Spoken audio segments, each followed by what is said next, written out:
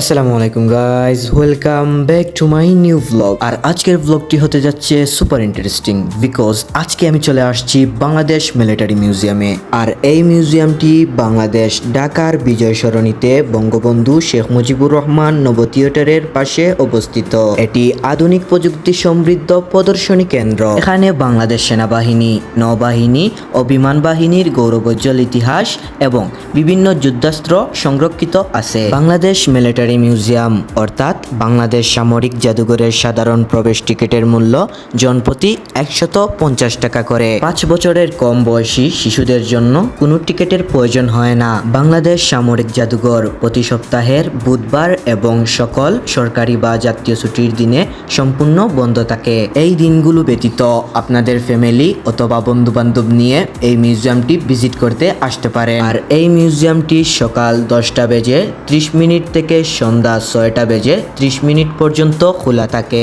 বাংলাদেশ সামরিক জাদুঘরে সশস্ত্র বাহিনীর ইতিহাস, ঐতিহ্য এবং মুক্তিযুদ্ধের নানান স্মারক সহ প্রায় 10 একর জায়গা জুড়ে আধুনিক প্রযুক্তির এক বিশাল প্রদর্শনী রয়েছে। জাদুঘরের উন্মুক্ত প্রাঙ্গণে দর্শনার্থীদের দেখার জন্য রয়েছে ট্যাঙ্ক, যুদ্ধবিমান, হেলিকপ্টার এবং বিভিন্ন সাহায্যযানের বিশাল সংগ্রহ।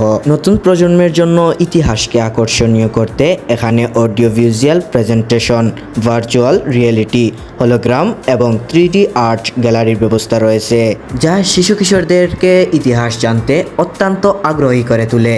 আমার ছোট্ট ব্লগে সবকিছু তুলে ধরা সম্ভব নয়। আপনারা অবশ্যই বাংলাদেশ সামরিক মিউজিয়ামে যাবেন এবং বাংলাদেশের ইতিহাস সম্পর্কে জানবেন।